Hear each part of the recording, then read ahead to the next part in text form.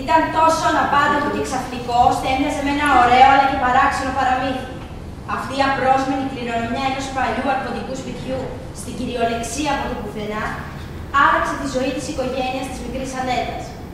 Το παλιό και ερχομένο σπίτι στο τέλος του δρόμου έστειλε επιβλητικό στα βόρεια προάστια της πόλης. Μαμά, έχεις ξανάρθει ποτέ σε αυτό το σπίτι? Όχι, παιδιά μου, πρώτη φορά έρχομαι εδώ. Μόνο ιστορίες έχω ακούσει για το σπίτι και η θεία μου.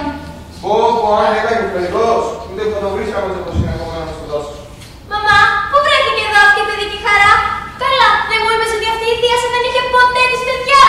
Τι να σου πω, γλυκιά μου, πιθανόν να φιλοσοφήσω και μια φίλη της που τα δεν θέλει δικά της. Μα καλά, φτιάξεις παιδική χαρά για εσένα, παιδιά.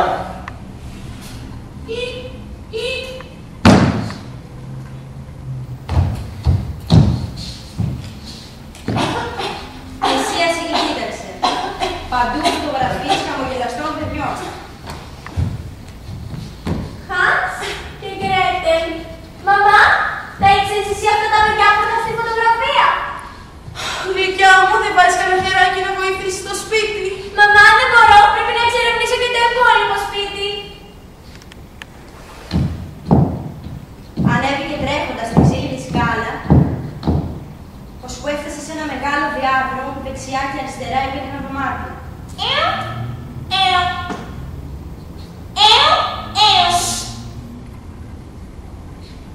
Παντού φωτογραφίες χαμογελαστών παιδιών από μια άτεκνη γυναίκα.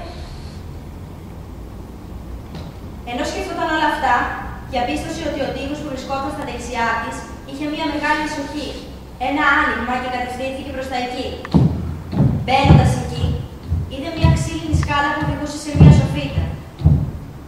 Ο παγωμένος αέρας που μπήκε από αυτό λειτουργήσε λειτουργικά. Πουθενά όμως η ζωή. Αυτό θα είναι το δωμάτιό μου! Φώναξε δυνατά η μικρή Ανέτα και ξάπλωσε αναπαυτικά στην ωραία δωμάτια του ηθρόνου. Δευτέρα, 18 Μαΐου 1900. Εγώ, η Φράου Λίζα, γράφω. Είμαι η κοινωνική μου διαθήκη. Σκοπός μου είναι να αποκαταστήσω την αλήθεια, τη δικιά μου αλήθεια. Αμφισβητήθηκα έντονα, αλλά όλα ήταν ψέματα. Και για ένα ψέμα τιμωρήθηκα από τον νόμο, τους απλοϊκούς ανθρώπους και από αυτούς ακόμα που ευεργετήθηκαν από μένα. Για μια ζωή χωρίς πόνο και ασθένειες για τους ανθρώπους που πραγματικά αξίζουν.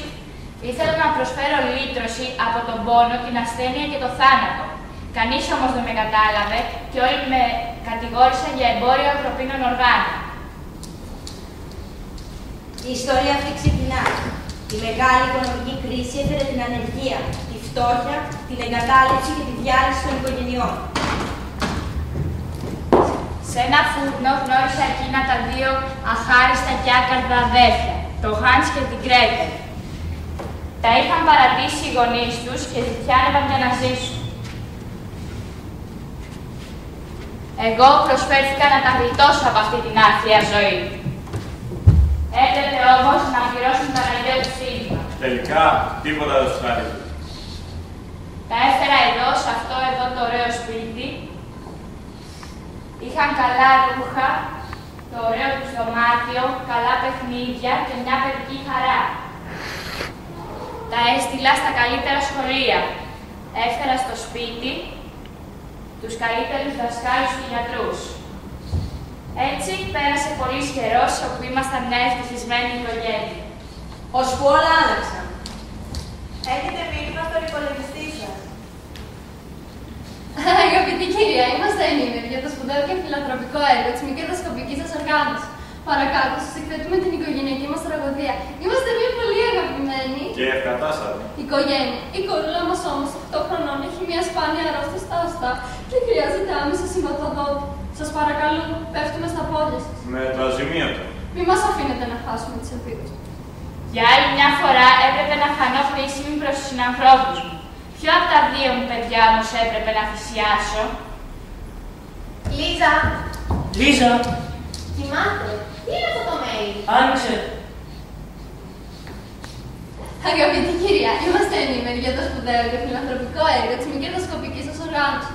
Παρακάτω, σας εκθέτουμε την οικογενειακή μας τραγωδία. Είμαστε μια πολύ αγαπημένη Και ευκατάστατη. οικογένεια. Η κοπέλα μας όμως, 8 χρονών, έχει μια σπάνια αρρώστια στα οστά και χρειάζεται άμεση συμβατοδότη. Σας παρακαλώ, πέφτουμε στα πόδια σας. Με το αζημίωτο. Μην μας αφήνετε να χάσουμε τις ελπίδες μας. Αποστολή νέου μηνύματος.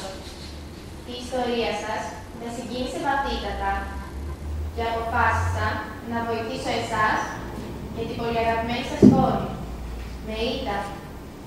Προτείνω μία συνάντηση με εσάς, την κόρη σας, εμένα και τα παιδιά που θα είναι οι δόκτες. Τελεία. Έτσι θα γνωριστούν και αυτοί καλύτερα, προτού συνεχίσει να ζει το ένα μέσα στο σώμα του άλλου. Το μήνυμα εστάλει. Λίζα, Λίζα, ανησυχήσαμε που δεν σε βρήκαμε στο προϊόν και ψάξαμε να σε βρούμε. Νομίζαμε ότι τους πάθει κάτι κακό. Η συνάντηση έγινε αργά το απόγευμα. Καλησπέρα σας, περάστε. Η Φράου Λίζα λείπει προς τιμή λόγω ανηλυμένων υποχρεώσεων. Η μητέρα του κοριτσιού τους έκανε ερωτήσεις αδιάφορες με το θέμα τους. Πώς σας λένε? Αγγελική. Εωσφόρο. Είχαμε κι εμείς, ξέρετε, 2 παιδιά περίπου στην ηλικία σας, που στην περίοδο της μεγάλης κρίσης αναγκαστήκαμε να τα εγκαταλείψουμε.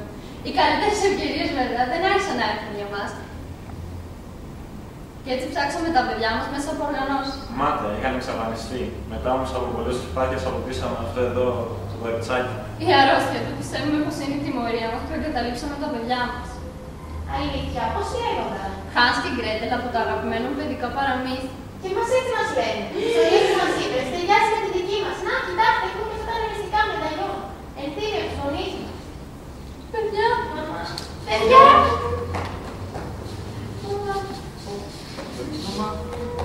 Όταν έφτασα στο σπίτι, η παράσταση είχε ήδη ολοκληρωθεί. Το μόνο που έλειπε ήταν να βρεθεί το εξιαστήριο θύμα. Από Αγαμέμνον κατέληξα Ιφηγένεια και από Θήτης θύμα. Τα υπόλοιπα είναι λίγο πολύ γνωστά από τις εφημερίδες και τις ειδήσεις. Βούηξε ο τόπος. Ουφ, πολύ περίεργη ιστορία. Μήπως θα ήταν καλύτερα να σκουπίσω, να σφουγγαρίσω και να κάνω τις υπόλοιπες δουλειές του σπιτιού, από το να εξερευνήσω το υπόλοιπο χώρο.